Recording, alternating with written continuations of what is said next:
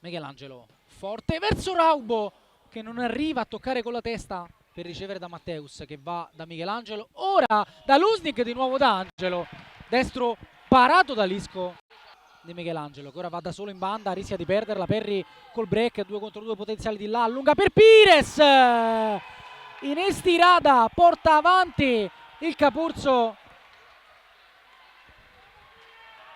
assistenza di Perry e 15° gol stagionale per Pires. È avanti il Capurzo 0-1.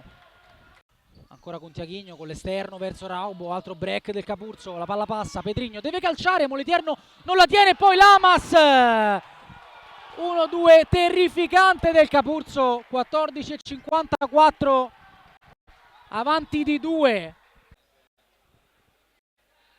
Sulla conclusione di Pedrigno non benissimo Moliterno, e Lamas da lì non può far altro che far gol. Poi gioco su Dudu, 1 contro 1 con Pedrigno, duello tra numeri 30, Dudu va fino in fondo, gioca a muro con Dudu, Matilara esce bene, Matilara contro Lisco, Solata, poi Tiaghigno, sulla ribattuta arriva il mancino di Tiaghigno, è l'episodio che forse serviva alla Fortitudo. 4 minuti 8 secondi sull'unico errore difensivo del Capurzo, riesce a giocare, ad andare 1 contro 1 Matilara, e poi Tiaghigno a porta vuota fa 1-2. Matteus, parallela per Michelangelo, cosa ha preso Lisco? Michelangelo pensa, ci ripensa e poi calcia, destro improvviso di Michelangelo, pallone sotto la traversa, ha pareggiato la Fortitudo. Torna indietro poi con l'esterno da Raubo, incontro Grandinetti prima, Michelangelo poi, palla verso il secondo palo, Matteus sull'assistenza di Michelangelo che se la ride e mima la traiettoria che ha dato al pallone. Arriva Matteus che col destro ribalta il Capurzo, 3-2 per la Fortitudo.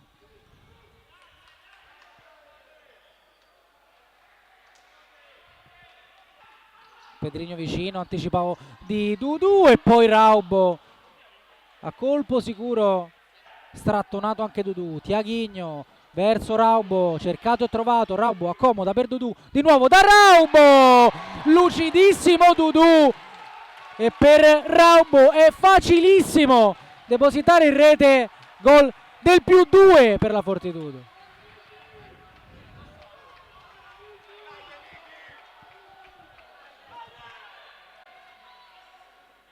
Vicino Lamas, cercato Grandinetti, gran controllo su Matteus, Grandinetti calcia, poi sulla respinta Garofalo, a porta vuota calcia fuori. Lisco con le mani verso Grandinetti, Gattarelli prova a passare Grandinetti alla meglio, Grandinetti batte Moliterno, torna a contatto il Capurzo col gol di Grandinetti, letale col destro. Chiesto 1-2 a Dudu, Michelangelo verso il secondo palo, Raubo si divora il gol del 5-3. Brecca Pedrigno che va sul mancino, Pedrigno incrocia, deve rincorrere Matilara, Grandinetti sposta, calcia, Moliterno non la tiene, Michelangelo prima, Matilara prova a passare su Peri, ci riesce, Matilara di là, Gattarelli, Lisco para.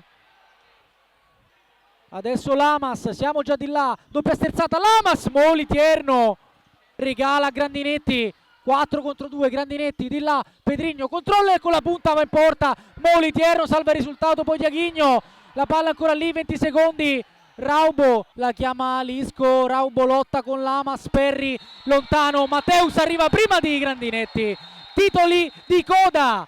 Torna a vincere la Fortitudo che ribalta il Capurzo e si impone per 4-3, guadagnando 3 punti importantissimi nella lotta al play-out.